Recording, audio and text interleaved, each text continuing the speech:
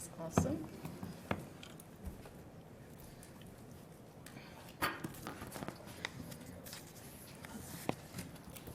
All right.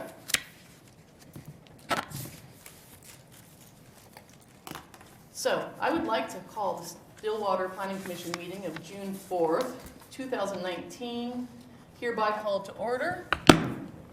And welcome you all to our meeting and thank our planning commissioner for getting here so quickly without violating any traffic laws at all, I'm sure. Thank you. It can be rough out there sometimes, so. Alrighty. We have these new lapel mics I see and that. they are always live. Okay. Gotcha. All right. So, thank you all for coming. It will be the process of this evening to call for items on the agenda. The commission will hear staff's report first, then open public hearing and hear from those in favor and/or in opposition or neutral to the request.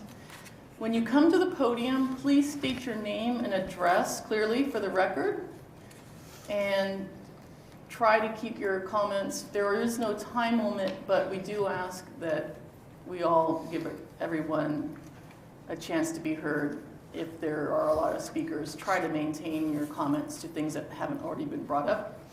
At any rate, after all interested parties have spoken, the public hearing will be closed, and we will hear closing remarks and alternatives from staff. All right, with that said, we will go to our first order of business on our agenda for tonight. And the first order of business is a public hearing for item A, SUB 1904.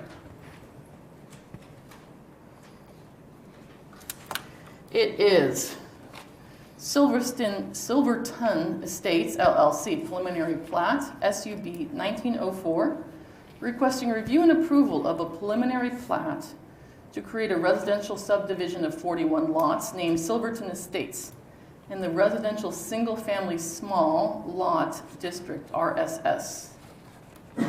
This meeting had been previously postponed from the May 22nd that was rescheduled. So, Mr. Gross? Yes, thank you. Lance Gross with Development Services. The preliminary plat before you tonight is located south of 12th and west of Jardot. The yellow hatch on the map that you can see is the subject site. There are two access points, one from Ransom and one from Payne. This is a view looking to the northwest, where Payne actually terminates. And this is a view looking to the east from Ransom. And you can see the gravel access drive on the right-hand side. This is a copy of the plat, and you can see it does contain 41 lots. There's a detention facility located on the northwest corner, and the panhandle-shaped drive, that's the private drive, which will be one of the access points.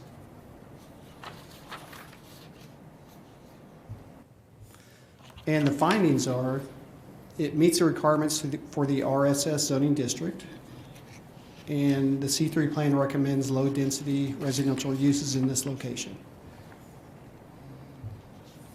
Are there any questions? Yeah. I had some questions.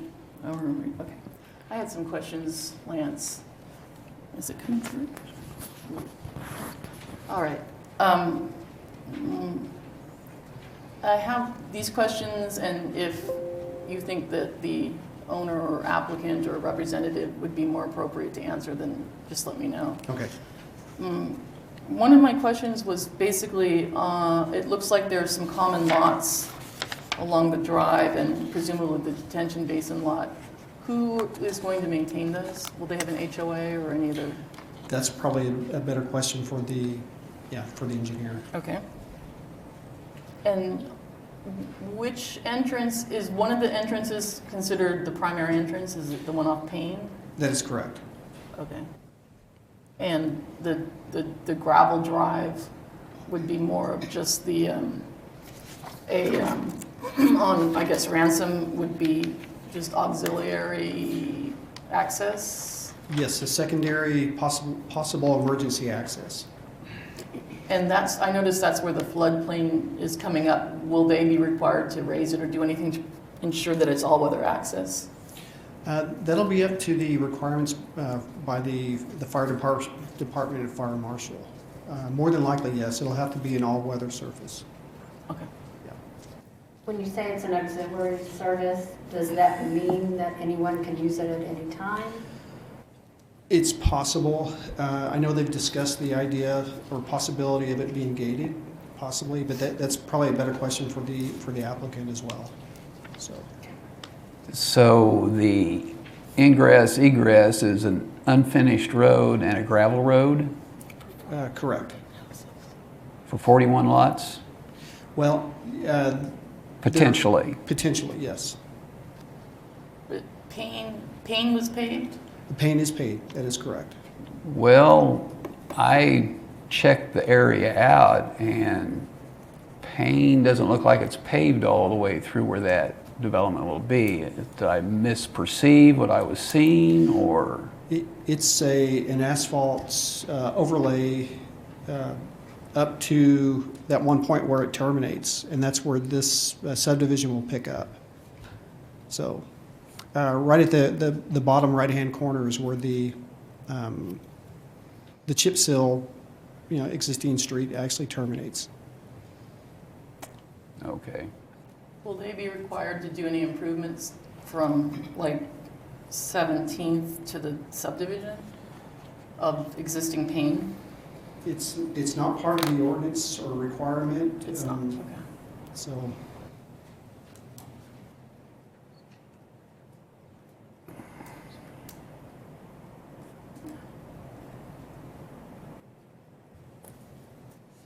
It looks better on this. It looks better on this picture, but.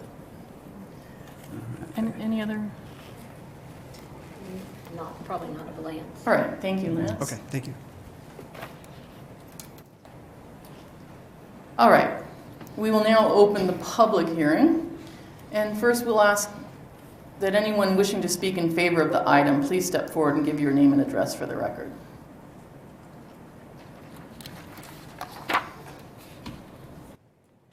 Good evening. I'm Kelly Harris with Keystone Engineering here representing the owners tonight. I tried to jot down some of your questions, and so I'll try to wrap those or answer those as we go. As Lance said, this is 41 lots. Since it is over 30 lots, we're required to have two entrances. So that gravel drive that is existing in that panhandle area does count for our secondary emergency access drive. The main entrance would be off Payne, and that would be paved. The gravel will remain on the secondary access. We do not plan on gating it. There are currently two existing houses that take access from that gravel drive, so those access points would have to be maintained and open. We are planning on having an HOA, and so in that restrictive covenants, the maintenance for that gravel fire access road would be in there to fire code standards, and then also the maintenance of the detention facility would be in that document.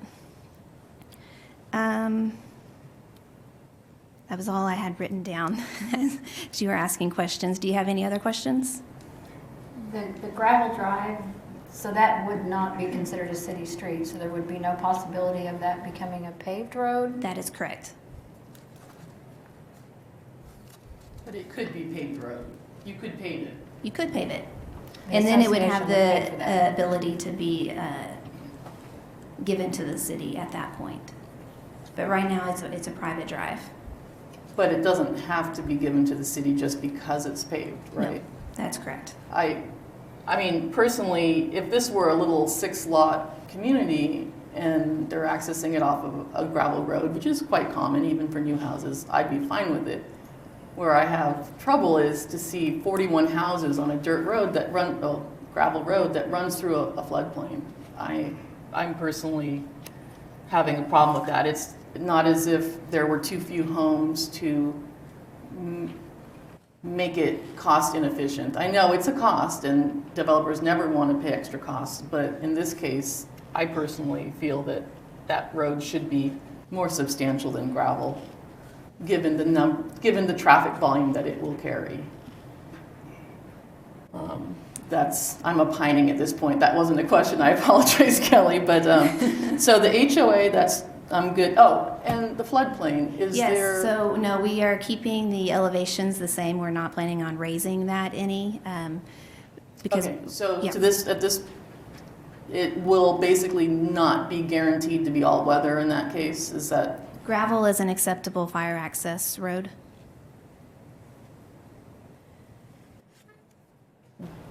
So if it, for example, if it washes out, the floodplain homeowners issue, yeah, I association know would have that's- to maintain that. It's 100-year and 500-year floodplains? Yes. How relevant is that anymore? Well, that's the question. In this kind of weather, just because it's a 100-year floodplain doesn't mean it's not a 50-year or a 20-year. And our 100 years seem to be coming annually at this point. So I'm just kind of curious how A the fire potential department- risk. It's a potential risk. Yeah, yeah. Without any elevation changes or anything like that, is that that's how it's being viewed now at this point? Yes.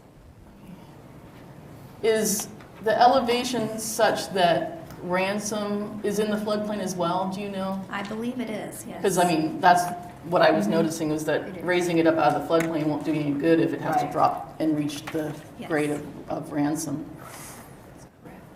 Huh. Okay. Any other questions from Ms.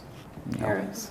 Okay, I would just request the ability to come back up after or before the public hearing portion is closed, just to answer if any questions come up. Of course, we'll From keep that others. in mind. Thank you. Thank you, Ms. Harris. All right, anyone else wishing to speak in favor of this project? Anyone wishing to speak against this project? Well, yeah, one of you come up and you'll take your turn, and don't be shy. Give your name and address for the record. And My name's Crystal Phillips. This is my mother, Mary Washam. can you pull the mic a little bit closer to you? You don't have to lean forward, Okay. but that's perfect. My name's Crystal Phillips. I live at 1504 East 16th Avenue, where the road's going to go through our property. I have taken video of the flooding that was going on, and it was tremendous. It was up into our carport. Back in the southwest? Southeast. Southeast corner. Wait, yeah. The southeast Ma'am. corner. You'll have to identify yourself, please. This is my mom, Mary Washam. She lives there at 1504 East 16th Avenue as well. Thank you. Normally, we try to keep one person at a time, but if you work together, just let's Okay, in the southeast. keep in mind that only the person in front of the mic can be heard and should speak. So if you guys work it out, Southeast corner of the property yes. gets flooded, and it was probably about a good 8 to 9 feet deep right there in that corner. And it sat there until last week before my husband could mow the yard, because it just calculated right there in that area. I do have video if you guys wanted to look at it. How much of that road that we're discussing from Ransom up, was it underwater? It came up past where we park in our little carport. So right there, the trash man had to come back to pick up the trash. That was all flooded. But you're not off of Ransom, you're off of. Off Pace, correct? 16th Avenue, 16th and Ransom. It's the paved private drive, gravelled road. Okay, gotcha.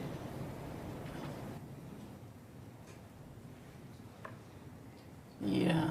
But so was the flooding along Ransom basically, I mean, going this way and up? The water comes from the northwest corner of our property, going to the southeast corner of our property. And the southeast corner is where it's all the deepest end. We have to watch it from both ends, because once it comes over the bank at Couch Park, it comes through the northwest corner But we also have to watch it from the other place because it comes up that Aurora right into our southeast corner.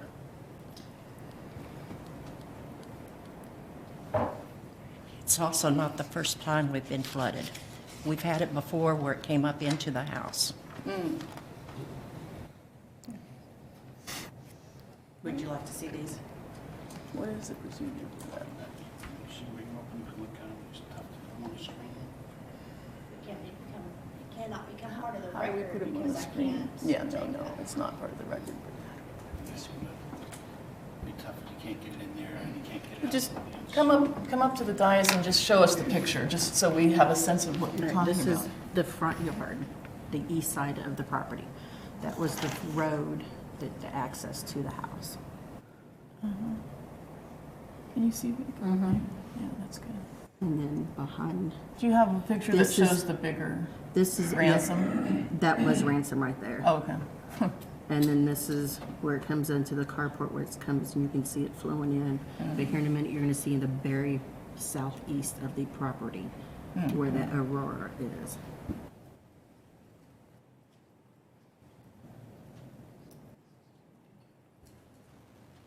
I was just trying to get everything.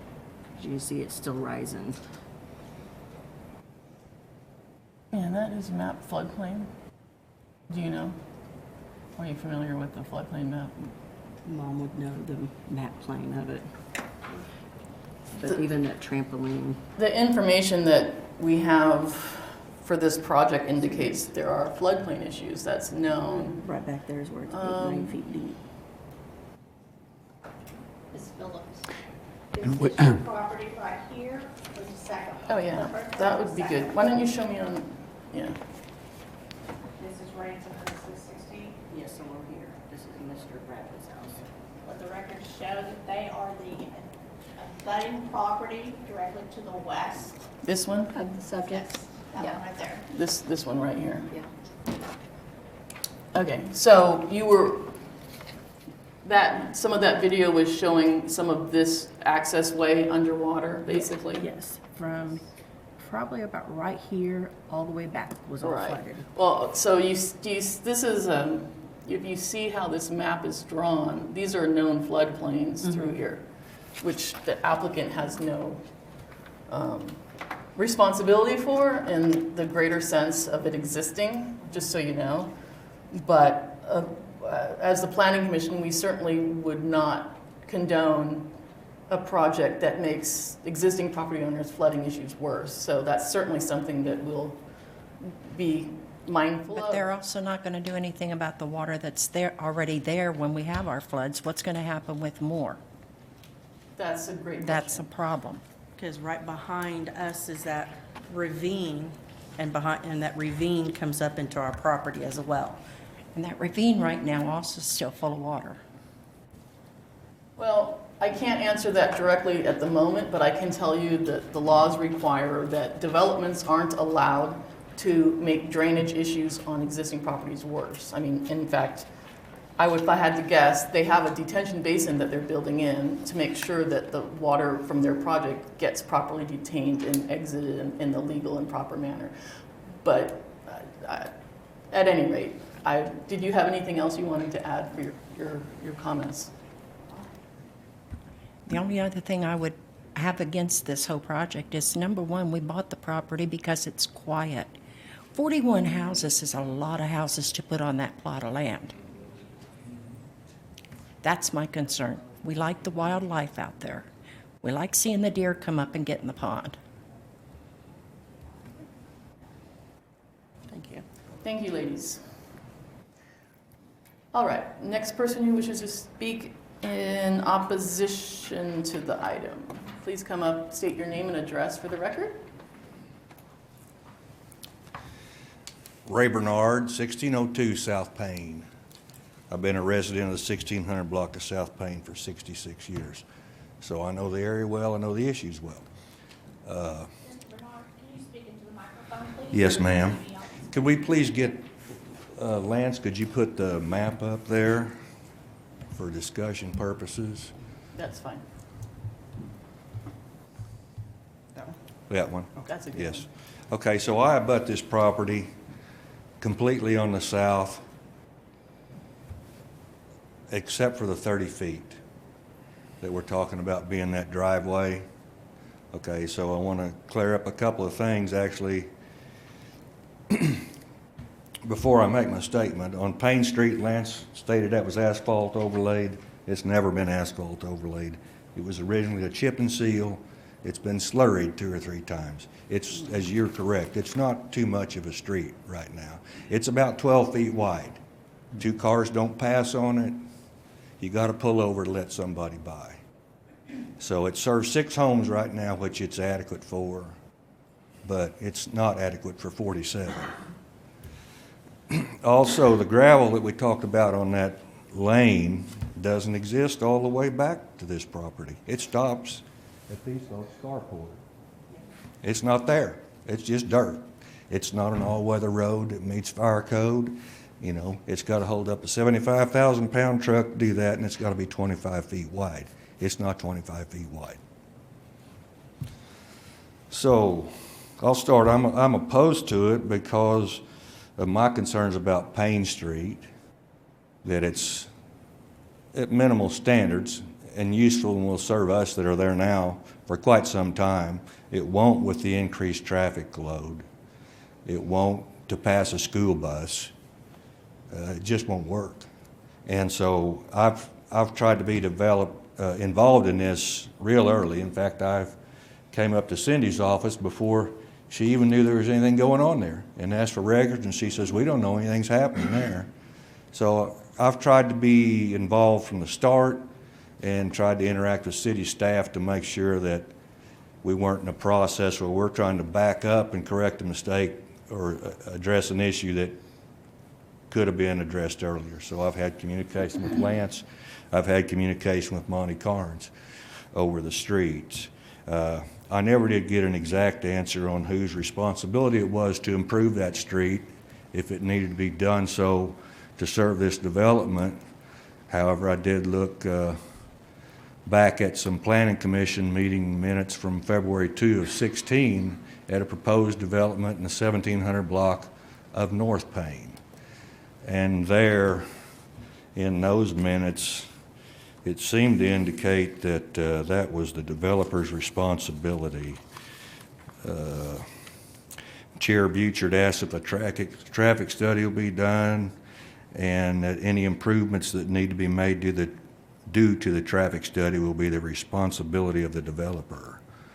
So that was the position then. And there's another paragraph in there on page 4 about widening the streets and doing the improvements, maintaining access for the residents during the improvements. Also, any destruction to the street because of heavy traffic during the development and construction by mixers, equipment, etc., would be the responsibility of the developer. I know in a letter that Lance sent to Kelly on the 31st, they've made that clear as far as ransom. And if they make the access road for the construction through that gravel road, I don't think that's going to be very suitable either to run that heavy equipment over that private gravel driveway and expect it to stand up, or Payne Street either. So those are concerns I have about the street or streets. I had concerns about the drainage. I made those early. City staff did come out, and I was pleased to see an engineer and an assistant out there walking over the property after a rain to see exactly where it does flow, where the swales are, because I didn't want any of that coming off on me. I've got a lateral field. I don't need any extra runoff on me. And there's a natural swale that takes it all the way down to that drain at the western boundary of the property. I think there was some discrepancies that city engineers didn't agree with her engineer Kelly's study, that they wanted a swale put in on the north side, some culverts, and some improvements done there. And then that also brought up, I got a phone call from Candy Hills, who is Silverton LLC, yesterday at 4:30, and she wanted to know if I was home and she could come talk to me. I said, well, no, I'm not at home, but I'll make arrangements to talk to you tonight or tomorrow. She said, I'd like to sit down and talk with you. I said, that'd be fine. You know, I'd like that opportunity too. I said, what's this in reference to? She said, well, the city threw some last-minute requirements on me. And I said, well, how does that affect me? And she said, well, they're making me put in 50 by 50 riprap. And I said, well, how does that affect me? She said, it's got to be on your property. I said, oh, really? The city's making that be on my property? Yeah, that's right. I said, well, come on out and we'll talk. I'll call you when I get home. And so she did. And she essentially misrepresented this completely. The city in no way, as I verified this morning, even mentioned 50 by 50 riprap. They didn't mention that it needed to be on my property, which she told me 2 more times while she was at my house, and then left disgusted when I wasn't agreeable to that. What they did tell her is you're going to have to slow down the runoff from this tract because it's all going down the streets now. It's not going down natural vegetation. It's not impeded. It's going to be going fast, and it's going over there to that corner where these folks live.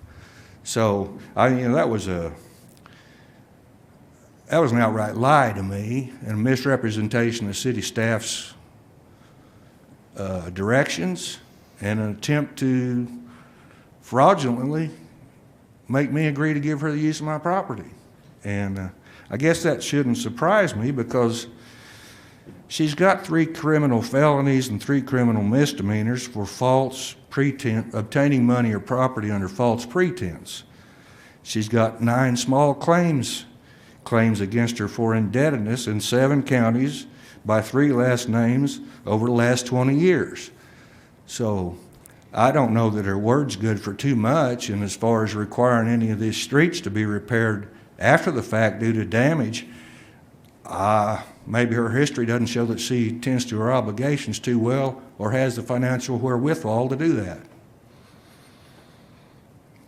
So, and I don't know if the streets in the development bonding might be an issue, I don't know, but my concern is I don't want my street tore up, and I've relayed that to staff. I don't want after the fact Payne Street's it's ravaged, and she's not going to pay for it, doesn't even want to pay for the gravel down there. She wants the homeowners to do that, so who's going to pay for my street? Thank you. Thank you. Oh, one more thing, if I could. I'm sorry. You may, but step up to the mic, please. And let's avoid the personal attacks if we can. Well, that wasn't a personal attack. This is not allegation. Okay. It's not hearsay. It's available on OSCN if you want to look it up under the names Candy Hill, Candy Nix, or Candy Campbell. Okay, thank you. So the other thing is, it's totally out of character. I know it's zoned RSS. I know that happened in the 80s sometime when the city rezoned lots of parcels all over town in a manner, I think they called it a map amendment at the time, to where it didn't require notice to the property owners adjacent. Because like I say, I've been there all my life, and I always thought that was ag land down there till tax time. And I went up there to the assessor. I said, this isn't RSS. Yeah, it is. So I came in, I talked to John Wesley. You probably remember him, Dennis, worked for the city. I said, John, when did this get zoned residential small lot? And he said, I'll get back with you. And he did. It took him 2 or 3 days, but he found when it happened and was able to tell me. And I said, okay, I understand. But it is totally out of character. There are no houses on Payne Street or 17th Street or Jardo Street or 12th Street or 19th Street that are on small lots. They're all on large lots or acreages. And that is essentially our neighborhood, from 12th to 19th and Ransom to Jardo. Thank you. Right. Next person wishing to speak in opposition to this project, if any. Come on up, state your name and address for the record. Yeah, I'm Glenn Hoffman, and I live at 1215 East 12th. And my property adjacent to it on the, I guess it would be the northeast corner. And one thing that concerns me is, with that much development there, how much drainage and runoff is going to go on my property from all of that, because mine sits just down the hill from where that's at. Because it also concerns me a little bit about having that many houses in a small area that's going to affect our, property and everything. And like Ray Bernard was saying, we live there on 12th Street, but I've got 10 acres there. So most people that live in that area have 5 to 6 acres, per house and stuff. So it does concern me on the drainage that comes through. I'm not sure if they've said or where the utility easements are going to come through, because it makes me wonder if it's going to come through my property from Ransom, or if they have another area that they're going to try to go through, because my property goes all the way from Ransom and then connects to that, like I said, that northeast corner. So, I would like to know where some of those utility easements are going to come through to,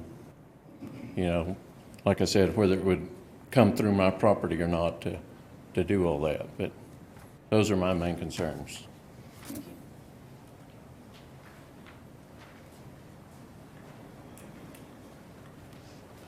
Good evening. My name's James Bradley. I live at 1611 South Payne Street, Stillwater, Oklahoma. Thank you for coming here tonight and hearing our concerns as it relates to this development. I live on the east side of Payne Street, just about 300 feet south of what's proposed to be the main entry. If you'll notice on Payne Street, there is no stormwater sewer that's in that neighborhood. With that drive coming down Payne Street, I am concerned about water coming into my house, into my garage. Additionally, I own about 5 acres within that neighborhood on the south side of 17th Street, as well as about an 1.5 acre lot behind my house that currently has a small tributary to it that takes the drainage from the north and the east of that, as well as part of this property here. And with this last event that we had with the significant rain, my field flooded, or my yard flooded to an extent I've never seen before. In fact, we had about 4 feet of water in that, and my neighbor's house was within about 6 feet of having water in her garage. Now, most people don't realize it, but 17th Street and the primary access moving into Payne Street and up Payne Street into the new development, there was a time during this event where the road was covered with water, impassable to the west, and was impassable, or could have been impassable, to the east for a short period of time based on the amount of rain. So my concern is what's going to happen with the flood waters, the storm waters, and how is it going to impact my property and the future value of my property. And then the last thing I'm concerned with is with the number of houses that they're suggesting to be put into that, who's going to maintain the road, 17th Street, Ransom Street, over to Payne Street? Putting that number of people in there, there are no sidewalks in that neighborhood. There are no sidewalks on Jardo Street. When they rebuilt Jardo Street, that was one of the areas that was omitted for the additional sidewalks. So there are no sidewalks in there until you get up to 12th Street. So those are some concerns of mine as well. So thank you again for your time. Thank you. Anyone else wishing to speak in opposition? Come on up. Or take your time.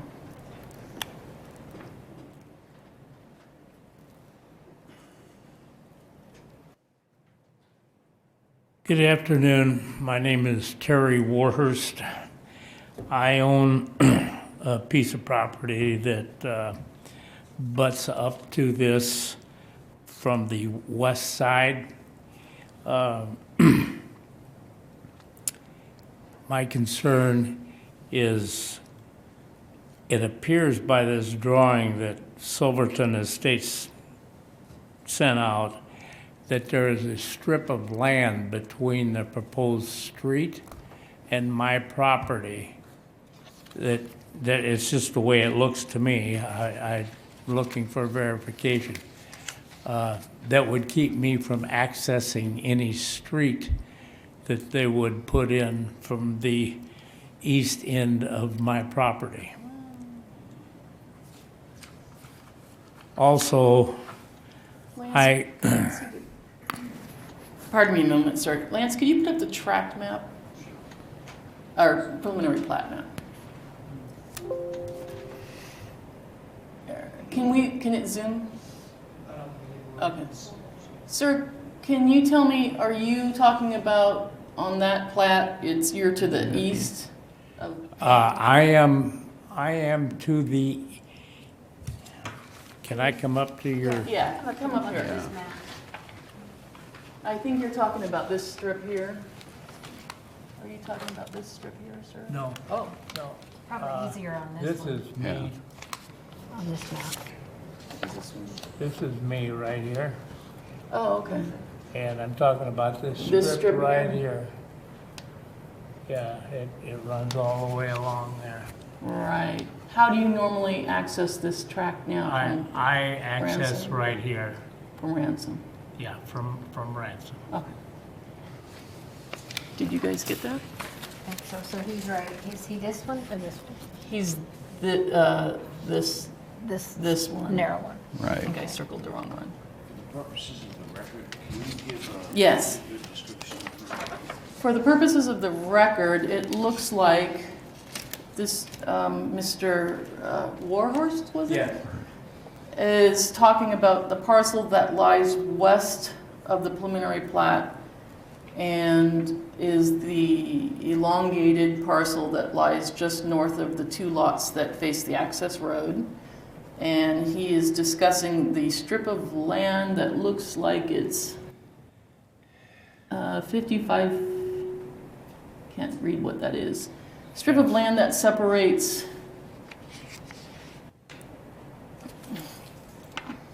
Street C from the back of his parcel. And I will indicate it here. It's actually this one, yeah. Thank you, sir. Go ahead. I'm sorry to interrupt.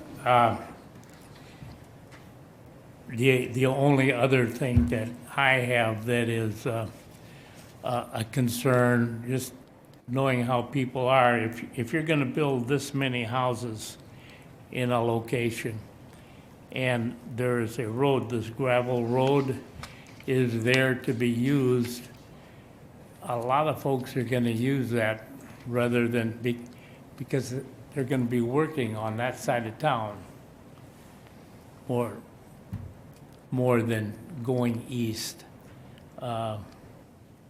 It just seems to me it would be the natural flow of things. Thank you. Thank you, sir.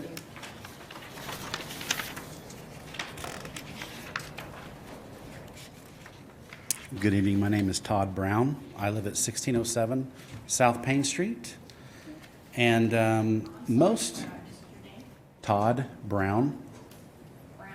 Mm-hmm. Your address, please, sir? 1607 South Payne. Thank you so much. Most of my concerns have already been addressed. I did want to go on record, though, as being opposed to this development. Can you turn the mic towards you a little bit? Is this better? Thank you. Okay. So my main concern is that the development, it doesn't seem in keeping with the surrounding area. If you looked at the map that they had up earlier and you look at all the land and lots that are between or encased by 12th and Jardo and 17th and Ransom, you're effectively doubling the amount of lots in that entire area just in this tiny I'm not sure, what is it, 9 acres, something like that? I forget, I'm not exactly sure how much acres it is, but it doubles the amount. And I am very concerned about the roads Payne and 17th because they are very narrow, and adding an additional probably 80 plus cars daily, I don't see how that would really be feasible. And I think that's really all I have to say. Thank you. Thank you. Anyone else wishing to speak in opposition? Come on up.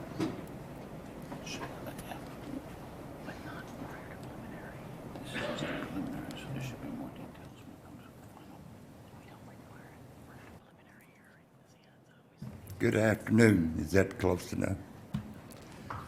My name's Laverne Bradley, and I live there at the corner of what would be 16th and Ransom Drive if there was a street there.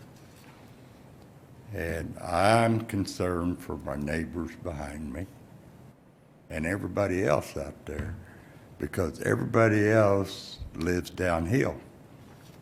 And my main concern is with that many roofs, and I don't know what their street's gonna be, but if it's tar or blacktop or concrete, that means even a fast 1-inch rain is gonna put a lot of water down to that one corner, if that's the way I understand how it's gonna be.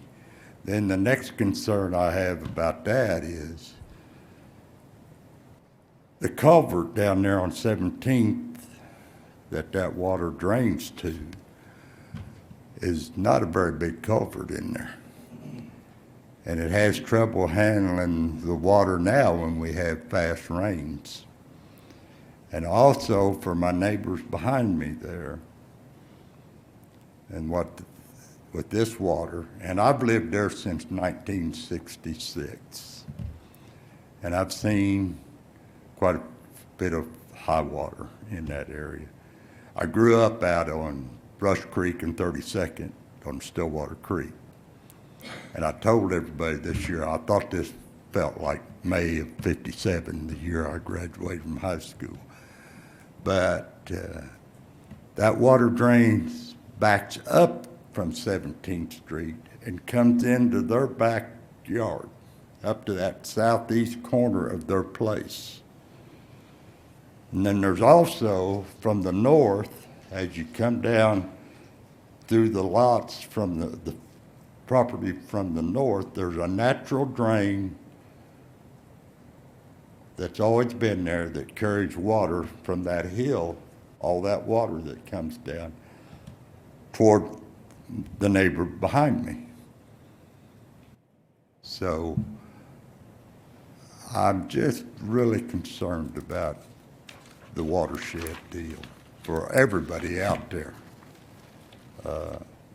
more so than myself. In September of '59, which I think is the 100-year mark flood, the old part of my house was built flat on the ground, and it had 4 inches of water in it. And on the flood part about the drain, the water coming up that draw, it will come in and flood our backyards and come around our houses before the water will come over the bank that's on the west side of Ransom Drive. It'd be the east bank of the Boomer Creek. And it's high enough there that the water will come in from behind us and flood us before it will come over that bank. Just a lot of drainage problems down in that area. And then talking about, like Mr. Barnes talking about the Payne Street, it was probably put in by the county, because when I bought there in '66, it was outside the city limits. And I lived there 5 years before I was annexed into the city. So that road probably wasn't, the substructure for it wasn't done to handle what kind of traffic you're talking about, the concrete trucks going in there and everything. And I'm sure the easement from our property for that private drive back to my neighbors behind me, I'm sure it wasn't built. The substructure of it wasn't made to handle all that kind of traffic coming in, these big concrete trucks, because that was put in back in by the county because it was there when I bought the place. And those are my main concerns about the whole thing. And thank you. Thank you, sir. Anyone else wishing to speak in opposition to the project? Please come on up. Steve Hughes, 1599 North Payne. I think I've heard everybody say a traffic study on Payne Street and then talking about the auxiliary road going out the east to Ransom. My only question is there a traffic study being done? And I think that was answered, but I'm not sure. And then my second question is, would there be a hydrology study going down where that gravel road is submitted to the Corps of Engineers just for future, references so that we could, everybody would know that we could build a road could be built through that floodplain after their review or, the city's review with that. That's my only two questions that I have. Thank you. Thank you. Anyone else wishing to speak in opposition or neutrally at this point to the project? All right, last call. Hearing none, I'm going to ask Ms. Harris to come up and give us some, I'll let you just kind of speak, but then we have a few questions I want to wrap up. Let's try to not rehash the entire thing if possible. Okay, so drainage is a big comment. We know that the 100-year floodplain is located within this existing gravel area. You can't see my mouse move. So in that panhandle area, we know that is the 100-year and 500-year floodplain. This last month was a very good example. Anywhere you saw water standing in the roads, that would be a very good reflection of the FEMA maps delineation of where those 100-year floodplains are. So they're located all around town. Roads did flood in this area. If we have a rain event, we know that access point is not going to be accessible. That's why fire code, if you're over a certain number of lots, you're required to have 2 access points. So one would still be available. We are required to do a drainage study, and there were some comments that city staff still has some issues with the drainage study that I have submitted. With the preliminary plat, we're only required to submit a preliminary drainage study. So we look at big picture design at this point. A grading plan had not been done at the time of this submittal. We have been working on it since then, so it is done now. And we have added some swales along that north property line and working with city staff to get drainage easements in areas where we need drainage easements and get the swales flowing in the direction to the detention facility and where it needs to go.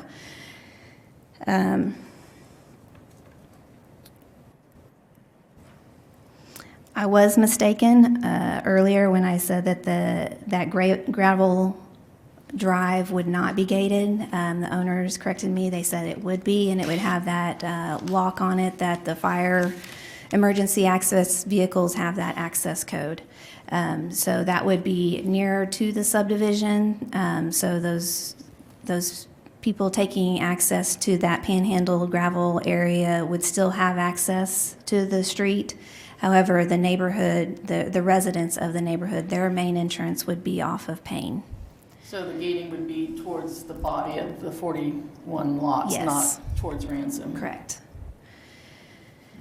As far as road conditions, this subdivision does not meet the requirements. It doesn't meet the triggers of city code to require a traffic study, so one has not been done. Typically, in this instance, and I believe it was commented on, the developer is responsible for, if they make the road conditions any worse, they are to repair it to existing conditions during construction. So while streets are being paved, utilities being brought in, the developer would be responsible for any worsening of the roads. What about the worsening from the 41 homes, from all the traffic that creates? At that time, after all the utilities and roads are constructed, the roads and everything are granted to the city, so those are then city property. Is that road Payne currently, is that private now, or is that? That's a public right-of-way road. I think it was mentioned earlier that it's not wide enough for two cars to pass. Would that be something that would be done by the city, would be required? At Because this if time, not, it hasn't been brought up to us as the applicant. My thought with that many residents going in and out, you're gonna have cars passing each other. Are they going to be into the yards of people who live on Payne Street? That Payne Street has a 50-foot wide right-of-way, so it definitely has room to be widened if the city comes back and does that. Well, so, I don't know if this is a question for council or for staff, if any, but what is the procedure or standard by which the city accepts a road? It's a city road now, but it's not adequate for the intended use. It's clearly not adequate for the intended use if it's only 12 feet and it's maybe slurry and it's not, traditionally, from my past experience, the developer would be required to create an adequate access road to reach the development to which they're trying to sell homes. I don't have the existing road width labeled on this plan. We did survey it, and it's drawn in there. If you have a plat that's big enough, you can see those lines. It would appear like it's wider than 12 foot wide. It is smaller, narrower than the 24-foot wide road that we're planning inside the subdivision, but I wouldn't say that it's 12 feet. So you're going to build this development and profit off of it and then stick the city with the bill for the road to feed into it. Anyone who looks at it can tell that it's going to be inadequate. Is that the proposal? Shouldn't the developer be responsible for the access to its tract? All I can say is at this time, I'm not aware of a section in code that requires that.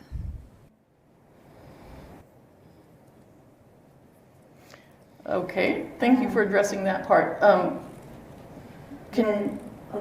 ahead. No, go ahead. The gravel road in the Panhandle area, it was mentioned that it's not wide enough for fire code. So yes, it is part of our plan to redo that subgrade and gravel it all the way to our subdivision. It doesn't go that far right now. So even though it's going to stay gravel, it's going to be an improved gravel. So yeah, there will be offsite or Yes. Is that offsite or is that? That's still our property. It is, okay. Yep. On-site improvements. And then, so based on your description of Payne Road and the responsibility of the developer for repairing it after construction, was that your intention to not do anything to it until after construction and then quote unquote repair it to whatever degree is necessary? Yes, that's typical during construction. You don't want to go in and, unless it's dangerous potholes. Well, on Hester, they don't repair those potholes either. But yes, you wait till the construction's done and do it all at once. And you would do that, or only if the city requires it? Or? It's required per code.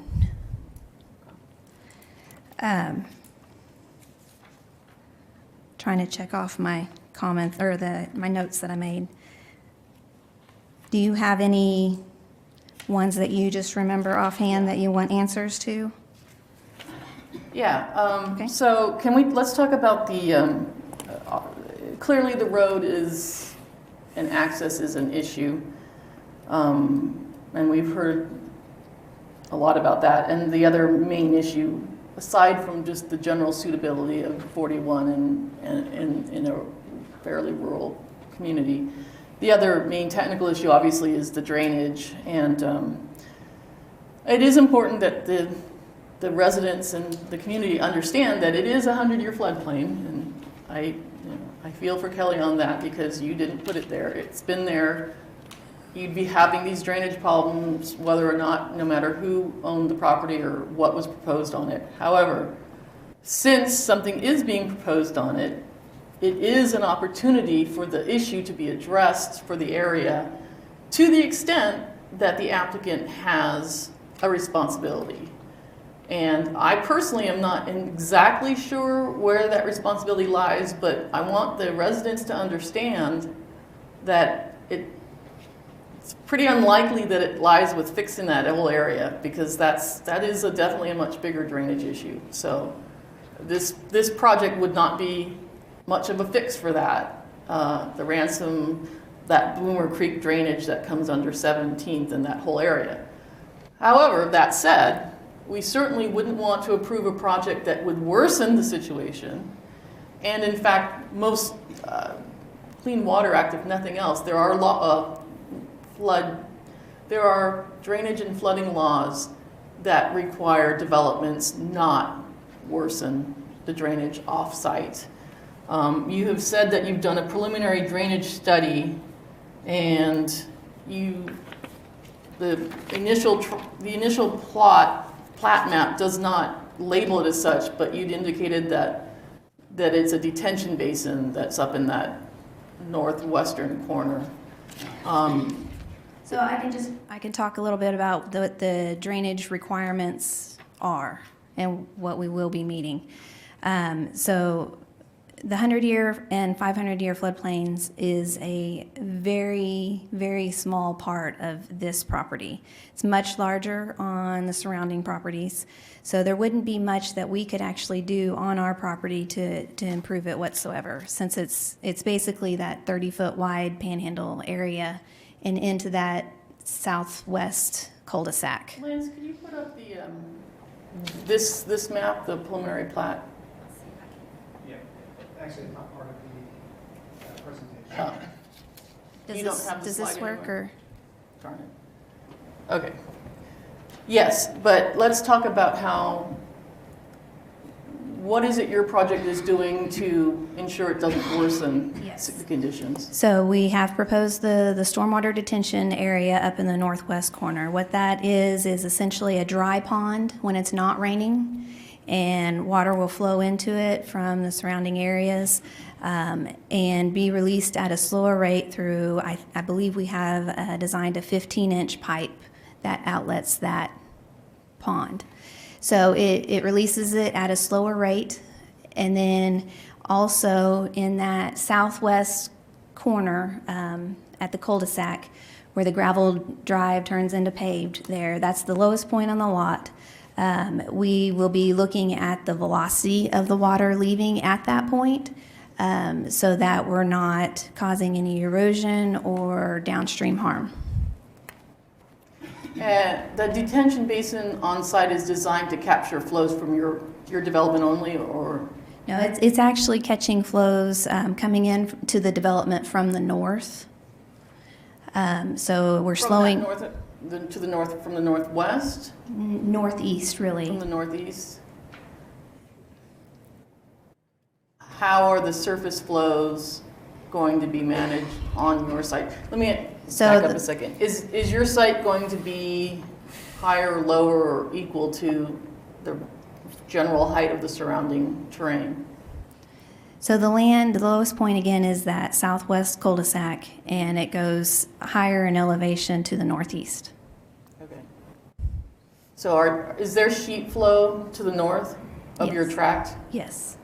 is it going to be running up against your development in the north? No, there's actually 2 existing ponds along the north property line, and then other sheet flow that we're capturing in our pond. Okay. And then the streets will act as a stormwater conveyance system. Which streets, including The paved streets. Non-paved streets? No, just the the paved on-site? streets, yeah. What Because with are those they being curbs, engineered for to capture? 10-year? no, actually, the 100-year is within the curb. So the roadway contains the 100-year flow, not flood. Yeah, okay.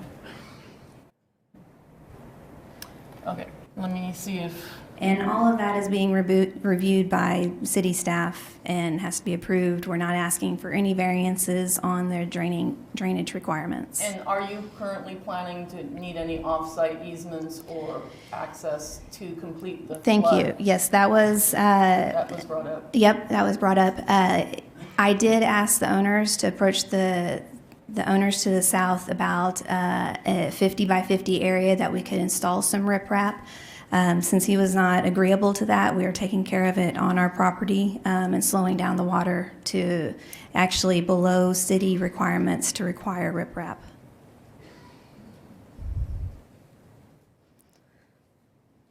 Any other questions?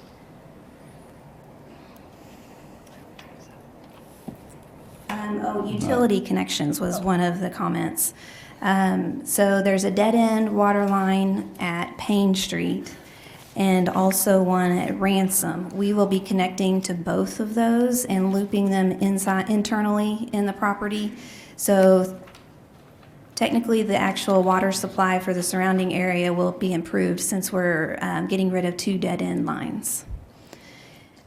And I remember now, sewer, how are Yep. they going to be? So sewered? sewer is along Ransom, the Panhandle area. So we'll be bringing sewer in from Ransom through our property, the Panhandle area, and into the property.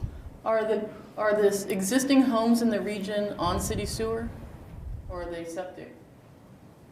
Well, one of them said that he was on lateral lines, the property to the south. It probably just depends on how long their house has been there, whether or not the sewer was there when their house was built. The sewer was only put in by Larry Parks when he sold those lots, one of them, which Ben Hoffman's owned. There might be possibly 2 homes in there on city sewer. Okay, thank you, sir, but, all right. Would, I need to keep order, I apologize, but, Well, thank you. So Appreciate the information. all the utilities will be located within, well, the water and the sewer are located within the public right-of-ways. And that panhandle will be granted to the city as an access and utility easement. So any homeowners that are adjacent to those properties would just have to submit an application to tap on to those utilities.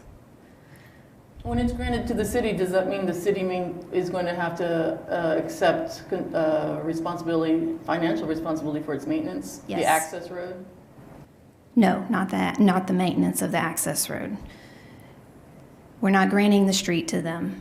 We're granting the ability for them to access, to drive over it. Okay, so more easement Yes, rather than? yes.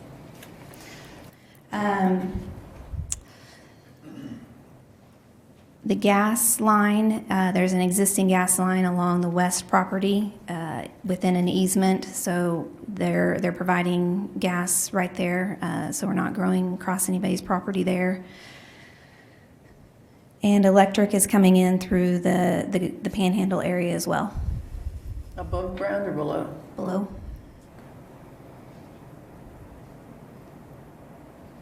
Okay. Any other questions from staff? Yes, I have a question. Yeah, go ahead. Yeah. Just to ensure that I understand this, you say the stormwater management is going to be the streets?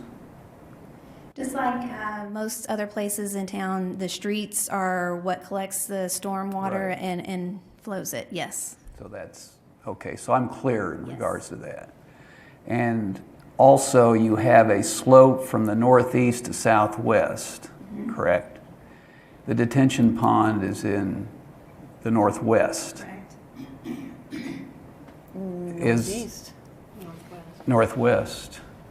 Oh. So is that the optimum position for a detention pond to help alleviate any potential flow? So we're not allowed to have a detention facility located within a floodplain, so that rules out the low area in the southwest. So we put it in the northwest, and what we're actually doing is capturing the flow that comes into the site and slowing it down, and the flow from our lots will meet up with it at the southwest corner. So we're not actually increasing it as it flows past the south property line. So basically, you're saying you're slowing it up there so that the new stuff that joins it doesn't increase it above existing. Correct. But okay.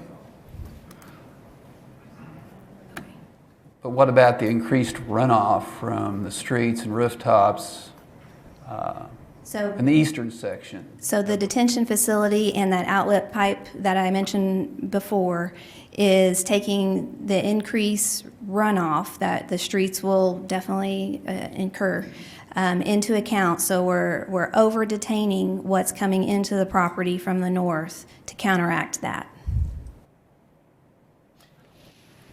Will more come out the street Yeah. there Creating on a Payne? deficit. Out of the addition on that street? Yeah, understand. And we'll verify Theory. that as well. Yep. Okay. Anything else? Thank you, Kelly. You've been a trooper. There was one more comment. Somebody had asked about access to the public right-of-way, if they could put in a driveway, I believe. Yes. And I wasn't sure if it was the east or west sides, but it doesn't really matter. Because both of those there's a 50-foot right-of-way along both of those, so all they have to do is obtain a driveway permit from the city. That technically becomes city property adjacent to those two property lines. So, Those strips. yes, But those are going to be city property? yes, City property or just easement? property, right-of-way. The internal roads are going to be city roads? Yes.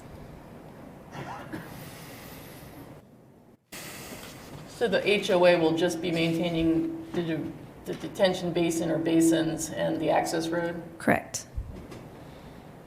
I had one other question. I can't remember if it was Mr. Warhurst that was talking about 17th Street, that there have been times where 17th was not passable from the west. And I believe once he said it was not passable from the west or the east. Is that true? I'm not familiar with that. I was going to say, if that was the case, if there were a big flood and Payne was not accessible from 17th, and we know that off of Ransom 16th would not be accessible if that was flooded, then what happens to the residents that live in there? They don't have access.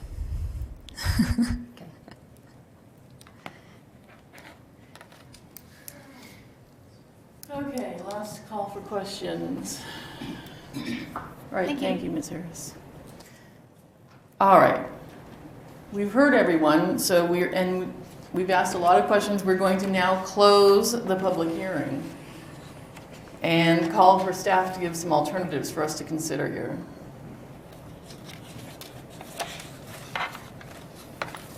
Okay, and we actually do have a copy of that floodplain map if you're interested in looking at it. Okay.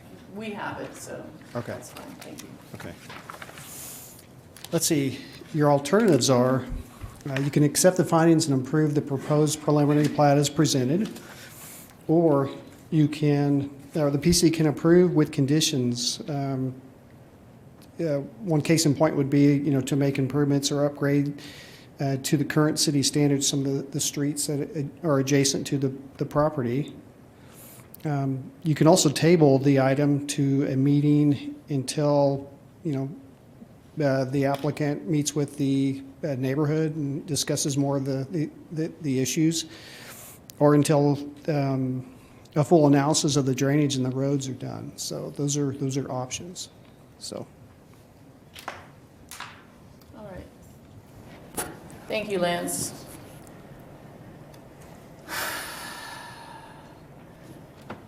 So I'm going to call for a motion in a moment, but I would just give my personal comments on this. My personal thoughts are that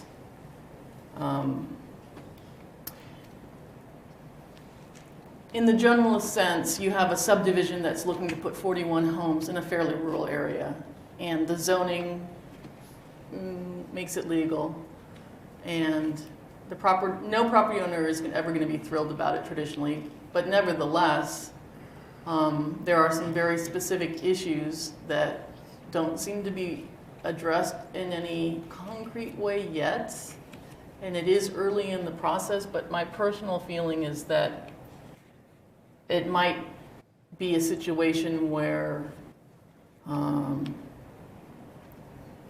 tabling an approval or a recommendation at this time might be warranted, because it seems like the applicant and their representatives haven't really fully communicated with the community what their plans are and listened to the homeowners and the residents and the property owners to understand whether or not they're going to be impacting them and try to make peace, so to speak. It's not always strictly necessary, but if this is the kind of thing that a developer wishes to go in, 41 homes being a fairly large number, having the blessing or at least the acceptance of the community can go a long way, in my personal opinion and in my experience. I've seen a lot of cases like this in California where, yeah, the developer may not be legally required to do certain things, but because they want to be able to put their project in and have it go through, they do things. I've seen ones where the fire exit, I've actually seen a case just like this where a community in a deep canyon didn't have access to their homes when a river at the base of their canyon entrance would flood. And the development next door happened to be building double access, putting in security gates, and they extended to all those homeowners the security clickers so that they could all go through the gates in the private community and access their property. The property owners realizing that they'd be getting a very well, high quality, all-weather access in an area that was currently not having that, ended up being in support of the project way more than they would have otherwise been. I suppose in California that kind of quid pro quo is pretty common because there's so much development going on, and this is a different situation in a lot of ways, but there's a lot of times where the developer reaching out to the community with trying to make it a little bit more of a win-win project can be useful. I personally, that's what I'd want to see. I'm not sure the exact legalities of what the developer must and mustn't do at this early preliminary stage, but that's my sense of it. What do either of you have an opinion on where we're at on this case? I follow what you feel. Well, I checked out the area, and just the eyeball test, it's obviously, like you alluded to, is a semi-rural area. I think someone mentioned they thought it was zoned ag. So that's a concern of mine. I'm not a big proponent of NIMBYism, but that zoning does not seem commensurate with the area, but the zoning is what it is, and we're not going to change that up here. It's obviously a big risk in the area. I don't know, but I don't have the scientific data, but I'm concerned that the 100-year, 500-year floodplain may be irrelevant anymore. We have a new normal, and what that normal is, no one knows. Now, that's not something the developer has to address, but the city as an entity needs to understand that as we encourage a built environment. The other thing, the condition of the roads, even given the semi-rural nature of the neighborhood, the roads just seem inadequate to me. And I am not a proponent of a development of potentially 41 houses having one of the primary egress points as a gravel road is adequate. And the Payne access, I share the same concern, the problems with potential flooding with 17th. I just see there being a lot of unresolved issues right now. So I'm tending with Vicki and Cindy to be supportive of tabling it to see if further discussions can be held with the developer and the city and further discussions with the residents of the neighborhood. And I agree that in all probability the residents will not want to see this development as is. They want to maintain the look of the neighborhood as it is, but I don't know really if that's possible, but maybe we can, maybe to some extent the 41 house development can be the way it's constructed, the way it's situated, the drainage issues, the street issues can maybe mitigate some of their concerns. Well, let me ask you this then. Do you think it's something that should be, do you think that's something that is worth working on, or do you think that we should make a recommendation now? I'm ambivalent about that. I think the city needs more housing stock. That's an issue. Is this an answer to that issue? I don't know. Your comments bring home to me what it is about the difference between Oklahoma and California, perhaps. And I think it's a relevant point here, which is you have an area where the developer wants to put in the 41 homes that they feel entitled to and make a profit off their land. And in exchange, the neighbors get close to nothing. The city gets stuck with inadequate roads to maintain. And so this is kind of the case where this kind of project wouldn't go through under those circumstances in California. In California, there's enough profit involved in the real estate market that we know the developer can afford to put in those roads properly, and we normally would require it. Now, this is Oklahoma. The laws are different, and I can't speak to those right now, but I would, if we end up tabling this, I would strongly encourage the developer to examine their project and ask themselves, aside from me gaining the development of my property, what does the community get out of this? Why should anyone support this? How does this development benefit the city at all? I would like to hear that. No, sir, sorry, we're past speaking. It's something that is, we're not just approving this because it's your land. We're approving this because it's something that the city feels is appropriate part of its community, and we do need to have the big picture in mind as well. That's kind of my personal angle. We've heard Mike and Vicki. Are we ready to entertain motions?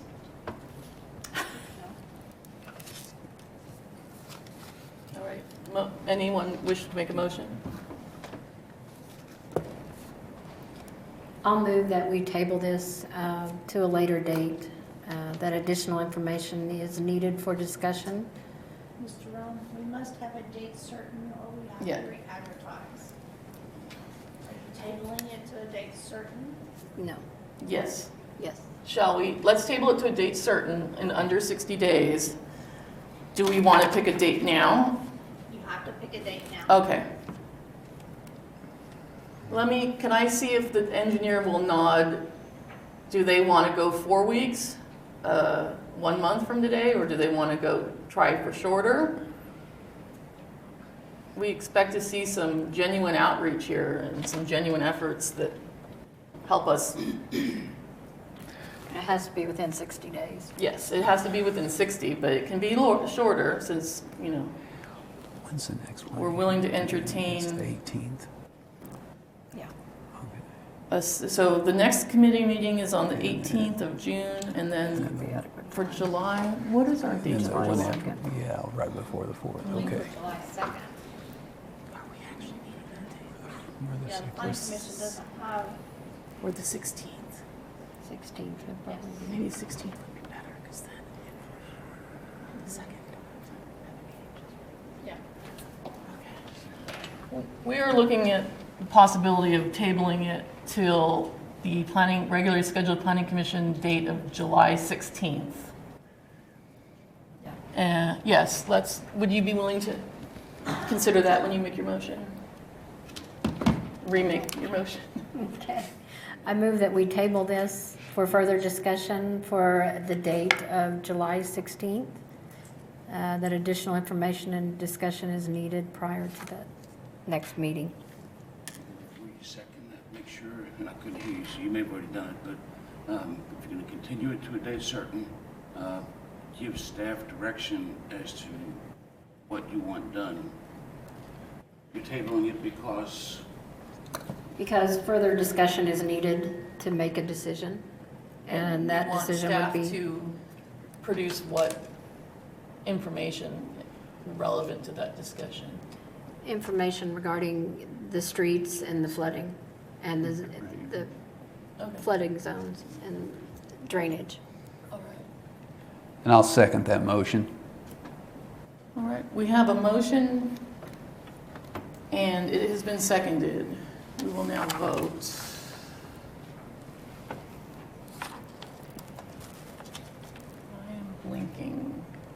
I am blinking, Cindy. So do you vote yes? I do vote yes to Okay. the motion. So that's 3 yeses Get these. to table. All right. All right, the motion to table till July 16th passes 3 yeses, 2 absent. 2 absent, yes. All right. Thank you for that. We will now hear the second, thank you, community. You now know that to keep your eye out for the July 16th date. We will now hear the second item on our agenda. Thank you, Mr. Gross. Let's see, the second item before you tonight is for a medical marijuana dispensary located at 911 North Perkins. And this is a specific use permit. So Lance, if I could interrupt, this is Dragon 420 LLC, specific use permit, SUP 1914. That is correct. Requesting review and approval to establish a medical marijuana dispensary at property addressed as 911 North Perkins Road in the Commercial Shopping District, CS District. Previously postponed from the 22nd of May. Yes, Thank you. Go ahead, I'm sorry to interrupt. that's fine. I jumped. So the property is located on the east side of Perkins, and it's just north of McElroy. It's currently zoned as CS Commercial Shopping, and commercial shopping is located on all 4 sides of the subject site. This is a site plan showing the actual location of the unit that'll be rented out for the dispensary. It's on the far south side of the strip center. This is also a site plan aerial that shows the location of the parking. There's parking at the rear of the structure and also in the front.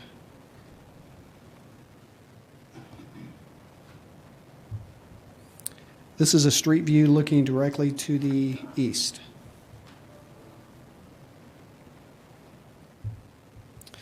And as typical with the medical marijuana facilities, state law allows for medical marijuana. The use in CS requires a SUP.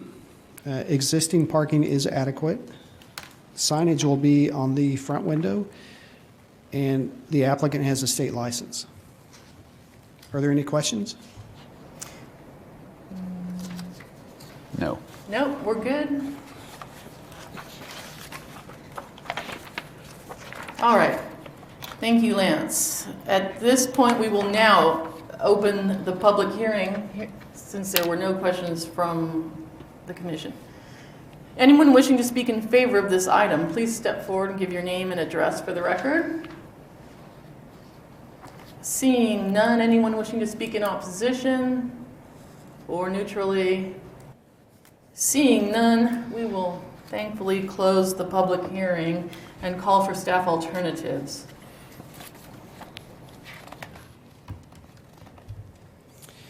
You can accept the findings and recommend approval as presented, or you can find that the approval is not, or the request is not appropriate and recommend denial, or you can table to a certain date. Thank you. Any other questions? All right. Did I close the public hearing? All right, with the public hearing being closed, yes. And we heard our alternatives, so I will now call for a motion. Anyone willing to entertain a motion on this case? I'll move that we accept the findings and recommend City Council approve the proposed specific use permit as presented. I second that motion. All right, having heard the motion, we will now vote. And I will vote aye. And for the record, I voted yes. Yeah, So that's 3 yeses. So the motion carries 3 yeses, 2 absent members. And thank you. And our next item for business will be our staff approval of the meeting summary of the minutes from May 7th, 2009. Oh, yes. Yes. Mental lapse there. I apologize. We need to take a recess. Are we going to, okay. Well, let me ask, are we going to take that item tonight, or are we going to be going into it after the workshop? We'll hear the item tonight, and then we'll do the workshop, what is it, I believe on the 13th? Okay. All right, I'm sorry. I jumped the schedule. The next item for business will be plans, policies, and ordinances for discussion and possible action. It is 7. Does anyone need a brief intermission? I would just assume go ahead and push through and get this out of here. All right, are you okay, Lance? Are we ready to press through? All right, hearing none, we will continue. As I said, with item 3A, text amendment, text TXT 19-02 to Chapter 23 Land Development Code, Appendix I, form-based codes. This has been postponed from the May 21st, 2019 meeting. Lance, please. Yes. Let's see, the form-based code is currently under, I guess you could say the intent is to update the form-based code, and we've met with a couple different individuals and a couple different groups, and it's been noted to us that currently the way the form-based code is written, it's a little difficult to get through. There's issues with determining the intent of what the code is actually requesting. So we've brought individuals together and have put together some notes in a draft form right now. And basically the T5, T4, and T6 design requirements will be retained and refined. And the updated form-based code basically consists of 4 different areas: the private realm, the public realm, land use, and financing. The private realm will basically enhance the existing regulations. What we're trying to do is basically streamline the process, be more clear and concise with what's required. The graphic on the right of the page shows an example of how we're trying to condense things and make it a little bit clearer and easier to read through. And just to kind of give you a little background, the private realm basically is anything within the private property outside of the right-of-way. The public realm seems to really be the part or area where developers, engineers, any applicant has had a difficult time interpreting. When a client comes to a developer or engineer, and it's difficult to determine exactly what's required to be placed within the right-of-way, the public realm. And we're really trying to streamline that. And one of the options or potential alternatives is to basically remove the public realm section and do a master public realm plan and develop financing to implement that as well. This is an example basically of what the public realm entails. It's anything within the right-of-way. And that can be the street surface, the landscaping, streetscape, street furniture, parking areas, anything that the city basically maintains. The third section is the land use. Currently, there's approximately 42 uses within the ordinance, and we want to try to streamline that and make sure that it reflects what's currently within the existing code outside of the form-based code. And financing. This is the crux really, because it's the idea of how we implement and make the improvements to the public realm. And there's basically 4 different areas or 4 different ways to do this, and we'd like to capture as many of these as possible. The first one would be Improvement Assessment District, where funds would be collected annually, and it's based upon the lineal footage of the property frontage. An alternative to that would be Improvement Assessment District based on the street type. And the street type is basically tied to what the actual land use is. A more intensive use would be a commercial use, and therefore that use would be a little higher rate than, say, a residential use. And then the third one is the Business Improvement District. And this is pretty common, and it's just an additional tax or levy in order to fund projects within the district boundaries. Anything that's collected within this district would only be utilized within the boundaries itself. And then the fourth one would be tax increment financing, which is currently in place for the district. So this one's already set up, which is great. Are there any questions? So at this point, as you mentioned, there's planned for a workshop next week, and that's a public workshop? It's a public workshop to be held. Yeah, we'll have to make public notice. I don't want to be here, but the extent of their participation is nominal. Just like the one we had for 51. Yeah. I am going to absorb all this and try to have the more concise questions, I think, ready for that date. I don't think I have any personally at this point. So anything? No, I don't think I'm conversant enough with this to ask intelligent questions at this point, or even later. I don't know. I'm just kidding. I guess my one question right now, to make sure I understand kind of the big picture, which was, you'd said several times that developers and so forth don't understand the public realm standards and requirements clearly enough to understand what's intended. Did I? Oh, I'm sorry. No, is that, am I interpreting what you said correctly? Well, it's just not very clear. They do understand, however, it's, when they go into a project, it's difficult for them to, say, develop a cost estimate on what it's going to require to rebuild the public realm, because that's the responsibility of the adjacent property owner. When somebody comes in to develop it, they've got to either put fees in lieu of or pay for the actual reconstruction of the street. But And it's just not transparent enough up front. correct. And by doing an overall master plan and creating a financial tool to, basically fund it, we'll have a consistent streetscape, something that can be done, all at once, not the whole area.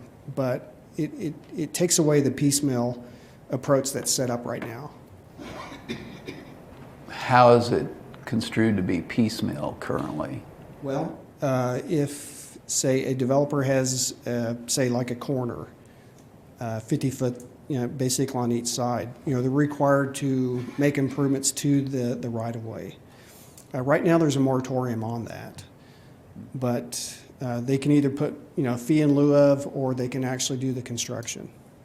So, and if there's a parcel within that, section that is never developed, it won't have improvements to the street. Okay. Okay. Well, we will look forward to next week then, once we've absorbed all this and had some more coffee. All right.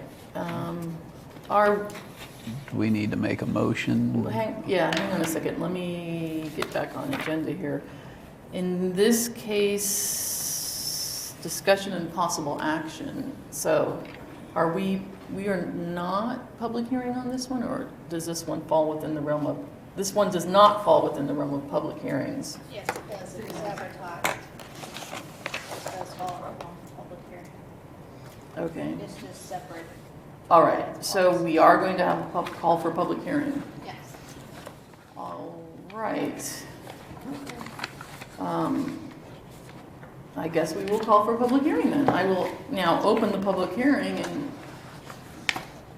call for any speakers, positive, negative, or otherwise. I'll be quick because I know you haven't had a chance to fully look at this yet, but I am a local engineer and have taken several projects through the existing process that we have. And your questions about how the public realm is piecemealed is the developer is only required to reconstruct the public realm to the center of the right-of-way, so to the center of the street.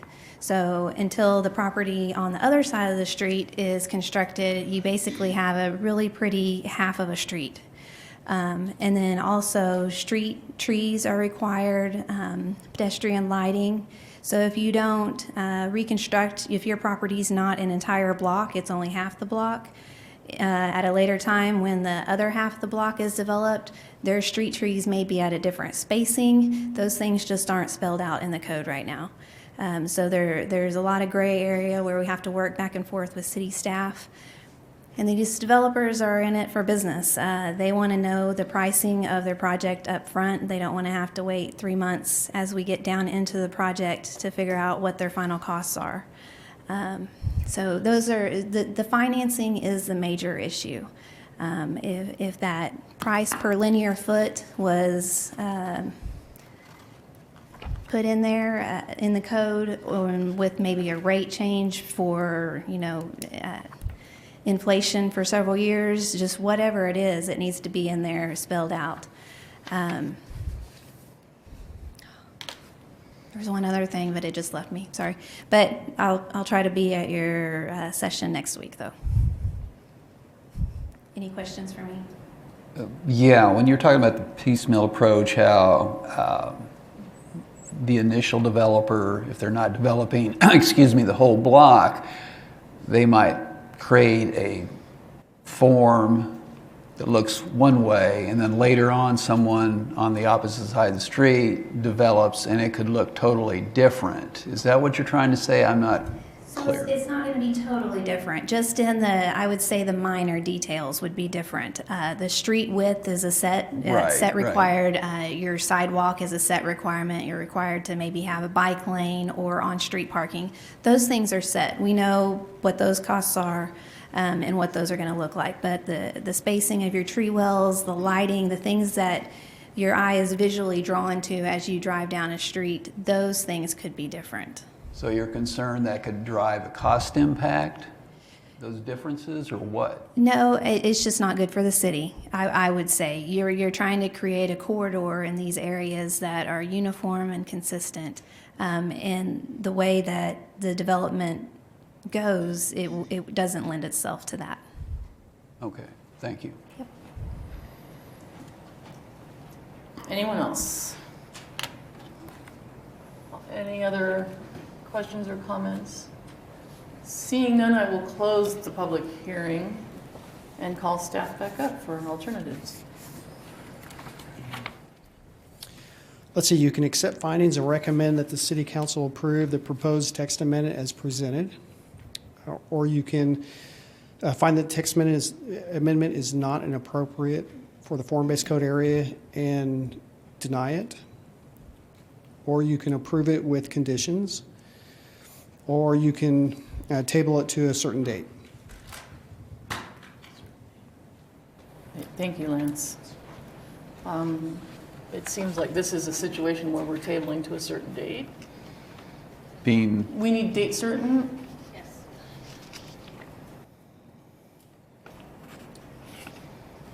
If we table this to a certain date, if there is a motion to that effect, how far out would planning staff want to go? Well, I believe the item is set for, Just taking into mind next week is all.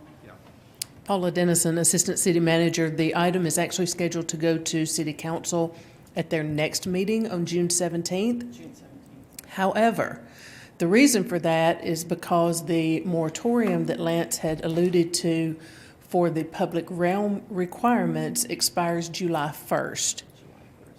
I have had discussion with the city attorney, and he is in agreement that Planning Commission taking needed time to review this and make a proper recommendation to the city council is much more important than trying to meet that July 1st deadline for the public realm moratorium. We can either extend the moratorium or, since this is already going through the process, then I'm sure Kelly and the other engineers and developers around town will be more than happy to be a little patient and see what the outcome of this is.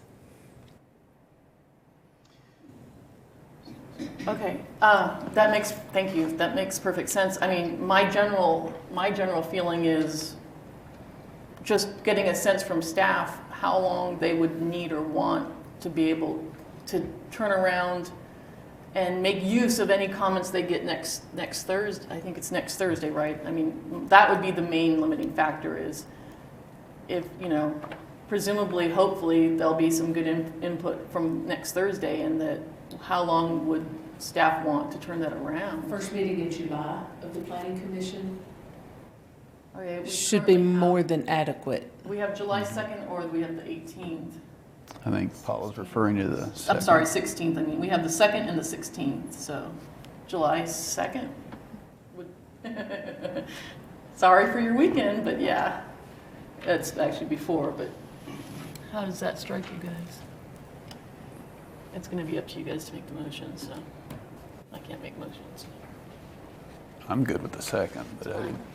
That would also give us additional periods in between next week workshop and the July 2nd to have any other workshops or further meetings to answer any questions or drill down into the details with the Planning Commission.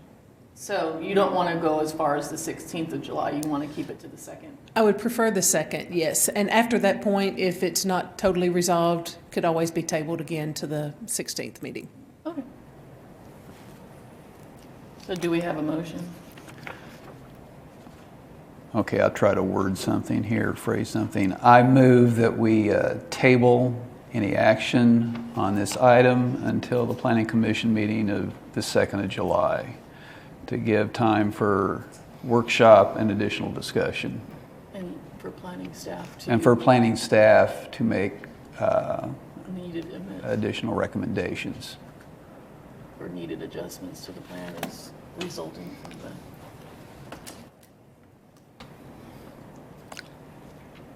Okay, does that meet the... Was that adequate, Dennis? Yes. Okay. Do we have a second? Second. All right, we have a motion and seconded to table this until the July 2nd regular planning commission date to give staff time to develop further evolution of the plan as needed based on future input expected. We will now vote, and I am voting yes for the record. So Yeah, that's there's- 3 yeses to table the first meeting in July. The motion passes 3 yeses, 2 absent. Thank you. And so now, unless I've missed anything else, I believe that takes us to item number 4 on our agenda, approval of meeting summary of the regular May 7th, 2019 meeting minutes. Any corrections or clarifications to the minutes needed? I see none. Then I will call for a motion.